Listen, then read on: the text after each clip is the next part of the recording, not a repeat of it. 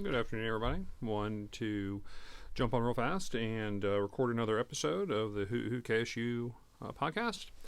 So it's been a kind of a strange week, couple weeks actually, and so this is not going to be anything political or opinionated about what's happening in the country or anything like that, because that's what this is about. This is more of an escape from all that stuff, and also we can't really control those things on our end. We are the consumer, we are the taxpayers, and whatever decision the federal government makes is their decision. So whether you are for or against what's going on, that is your right and your opinion, and I respect your opinion. So even if ours vary, but this is not the idea behind this podcast. The podcast is more of a escapist kind of idea to it, is let the world out there be the world, and we'll just talk about college football in here. Keeping that in mind, I think that, I've been kind of playing around with this idea with a podcast for a while now, and one of the original reasons I chose KSU was because I was a graduate there for a couple degrees. The proximity to where I reside versus where the university is. And I do believe that it's one of the more fascinating stories in college football as a team that's the youngest, that's in Division One, being around for 10 years. And I think that, as I've said multiple times in the past, that I think this upcoming year is a fascinating year. To see kind of what happens and to see what can become a program, a young program, and what it can become. I don't think it becomes, this juggernaut or anything like that, but I think that a very middle of the road program, I think, is where you start and you build from there. All these programs, start somewhere, whether it was like a Kansas State, Iowa State, things like, these are smaller schools that all of a sudden started getting good at football and then continue to be more consistent. I think that's what you're looking for with a program like KSU, is just that, is, again, as I've said multiple times, is to start, kind of looking at the schedule, figuring out, 6 wins. That's the goal. Bowl eligibility. That's the goal. Go to a bowl game, get your name out there. Anything above that, terrific. That's excellent. But you want to create momentum and you want to continue to build on that. And that's how you start to establish consistency in a bigger program. If you win 6 games this year, what's the goal for next year? Go for 8. Go for a conference title. Those should be the goals at Kennesaw State and Coach Mack. I've seen a lot of information out there with recruiting, who they're getting in, a lot of letters making offers. So exactly what you want to. The new coaches traveling to all the high schools to get to know the high schools, and the coaches to try to build to know, for players to know and coaches to know at the high school level, that KSU is a very real option. If you don't get into Georgia because you're just not that player, that's okay. There's a place for you where we can build you from there and see where it takes us. I think that it also is important. Sorry about the camera shuffle there. It is important to note that this sport right now is a wild one. Every week something else happens. I think that with the idea behind the podcast, though, is, it's tough. It's tough to solely focus on just one program when there's so much going on. And I think that when you look at the bigger picture, it trickles down to the smaller programs as well. So I think this podcast will transition into kind of looking at the whole a lot, and then coming back and bringing it more about KSU on their level and how things impact them. So there's going to be larger college news in this podcast. And if I do a good job entertaining you, great. I'd like to travel to a lot of different college football stadiums, just kind of check them out with my family and just see what they're all about. I don't want this to only be that I travel to KSU games. I'd like to see a lot of things. I think that's definitely on the cards, but I think that just the sport as a whole, I have love for the sport as a whole, and I want to experience different places, different fan bases. That's what it's always been about. So, we'll see how this goes. I might, in the future, find out that I really like just covering all college football and all college football stadiums and fans. And if that's the case, then I'll transition. But for right now, we'll try to keep it a little bit closer to home. Um, Speaking of the larger topics in college football and how they may affect Kennesaw State, the ACC and ESPN had agreed this week to a contract extension through 2036. So why is this important to the grand scheme of college football? Well, I think something to pay attention to is what they do with the teams that bring in the most ratings. Now, most of us know out there that Florida State, Clemson, to an extent, North Carolina, have filed lawsuits against the ACC to get out so they could join other conferences. Why do they want to join other conferences? Because they're operating at a reduced rate. Basically, that schools in the Big Ten, SEC are conservatively making around $40 million a year per year off television contracts, more than Florida State, Clemson, North Carolina. I'm using those teams in Miami to an extent. I'm using those teams to kind of just show that these are bigger brands that are falling behind, and how do these brands continue to keep up. I think if you look at college basketball, for example, look at what the SEC is doing in college basketball, and you look at the top 25 ratings, college baseball, etc. All that money that these conferences are making that are above the other conferences, it's starting to show in other sports. Now, the ACC originally was the basketball conference. Well, right now, the only team that's any good in the ACC is Duke, which, that's not surprising. But when you see teams like a Syracuse or a North Carolina really struggle, Virginia, Louisville, the ACC was once the end-all, be-all when it came to college basketball. Well, that's shifted. College baseball has shifted. College football has shifted. And so these teams, these bigger programs in college football, they want a piece of the pie. They want part of this money so that they can compete, because these schools, especially Florida State, more than even Clemson or North Carolina, is a younger school versus the blue bloods, if you will, the Michigans, the Ohio States, the Alabamas, etc., that have such a large alumni base and such a long history of playing college football at a high level. So what the ACC did, they had signed that extension with ESPN. And what they're talking about doing is doing a revenue sharing based on media views, how many people are watching certain teams in the ACC, and those teams that get the most ratings will be the ones that receive more funding. So, for example, Clemson versus Boston College.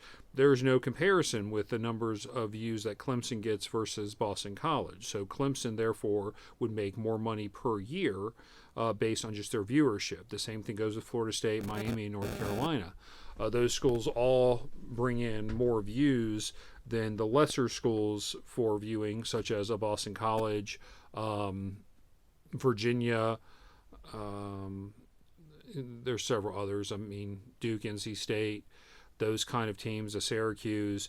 It's not Wake Forest. I mean, these are small schools that are not bringing a lot of eyeballs every week, where a Florida State, a Miami, a Clemson, a North Carolina will bring eyeballs every single week. And so they need to be rewarded for that, is kind of what those schools are saying. And in doing so, then they would close the gap on that massive disparage of funding for the SEC and the Big Ten, kind of get them within range of those upper echelon schools and conferences, to keep them on a level playing field. Because if you don't do that, then all those schools just kind of fall back in the pack and never really keep up in this arms race. And that's where that lawsuit came from originally, by Florida State and Clemson, was we're falling behind. We can't afford to not have money being made for our university based on the conference not having the same deals as the Big Ten and the SEC. So the idea originally a year or so ago was that these teams would leave the ACC and they would join the Big Ten and the SEC. But neither of those conferences seem to want to expand right now. So those teams are kind of stuck. With this media rights deal, it becomes interesting to see if they can close the gap. But does it also open up Pandora's box a little bit for the larger conferences? Ohio State, Michigan in the Big Ten, Alabama, Georgia, Florida in the SEC, saying, hey, listen, look how many eyeballs that we're bringing in versus the other teams, Michigan versus a Purdue, or Ohio State versus a Rutgers. There's a significant difference in the SEC. People watching Alabama, Georgia, Florida versus the likes of Vanderbilt, Mississippi State. Oklahoma's a monster as far as ratings. So is Texas. So what those teams are trying to do is, I think what this is going to happen is that these teams, these larger teams in all these conferences, are going to start paying attention to what the ACC and ESPN are doing and kind of want to do that as well. The other thing to pay attention to is that if the teams like Florida State, Clemson, North Carolina agree to stay, not really agree to stay, but get what they want, which is more funding per year through a media rights deal, look out for 2030, 2031, because there's rumors that with this new contract with the ACC, with ESPN, is that those three teams are going to also say that they have a reduced penalty to get out of the contract, the television contract and the grant of rights, in 2030, 2031. Why is this important? Well, because ESPN is renegotiating with the SEC in 2030. The same thing is true with Fox and the Big Ten, which leads one to believe that you're going to have a reshuffling of conference alignments come 2030. So it's going to be interesting to see what happens at that point as far as what the landscape looks like. Do we just go to like a super conference of 64 teams? I mean, we'll have to see what happens there. But the reason I brought this up, and the reason I think it's applicable to a school like Kennesaw State, is when excuse me, when that realignment happens, which it most likely will happen in 2030, 2031, well, there always has to be another team to take someone's spot. So let's say Clemson leaves and goes to the SEC or goes to the Big Ten. A smaller school that is an upstart, that is regionally similar to a team that is leaving, can slide into these larger conferences. So going from the Sun Belt or the American Conference up into the ACC. Like SMU did last year, they had great success. That's where it gets interesting for smaller schools. So if you are Kennesaw State specifically, you're looking at a 6-year window to establish yourself as a team that can start becoming a name that people know about. And if you're able to do that, you can then parlay that success to the next level. The basketball team is solid. The baseball team is solid, right? So those can slide in. Regionally, it makes sense with an ACC. I don't know about the SEC, but it would make sense regionally. I just think that's a bigger market. But the ACC makes a lot of sense. I'm not saying that that's what's going to happen. I'm saying that if you are Kennesaw State, I think you have to be looking at things like that. You have to be looking at these dominoes, because every domino that falls gives you an opportunity, gives those smaller schools an opportunity to become a bigger school, become a larger brand. And that's the goal of it all. More branding, more money coming in, larger conference, bigger television contract. That's how you build a team. That's how you build up a university, because all these funds that these larger conferences are getting, those are going right back into the university as well. It's not just sports. It's also the facilities you're making at the university level, what buildings you're making, how you're improving, whether it is the educational side of things or the infrastructure side of things. That money coming from football goes directly into the university that builds that university. If you ever travel around, which you and I can do together, you'll see the size of these universities, these cathedral-like baseball stadiums in the SEC. It's wild what's happening. And you see all that money funneling down from football and going directly into the university in all aspects. So, as I said before, if you are Kennesaw State, you're looking to see what's happening. You have time. You have 6 years to become somebody, to become a team that people know by name. And if that happens, you may be able to parlay that into a larger conference. And in doing so, you become that bigger of a university, that bigger of a draw, that much more money coming in, and that much substantial. And then who knows what happens in time. There are teams who have been around. Florida State, for example, it's 60 years. They've been playing football for 60 years. That's it. I know that sounds like a lot, but it's really not when you consider that a lot of SEC teams have been playing since 1800s. So, it's a young university at period. But this football team is so young as well. It would just be a fascinating study over the next 6 years or so to kind of see what happens. But first things first. First things first. Do something this year. Have a 500 record or above. Navigate that schedule. Find your wins where you can. Win your games at home. Start there. Start with home victories. And then build and build and build and see where this thing goes. I think that's what Mac is being brought in to do. I think that's what these coaches are being brought in to do. They've seen success. They've seen successful programs. They've seen turnarounds. Those that were on the Heupel staff at Tennessee have seen turnarounds of what Tennessee was and what Tennessee became, why they were even there. So the outline is there. The roadmap is created. But you must start winning.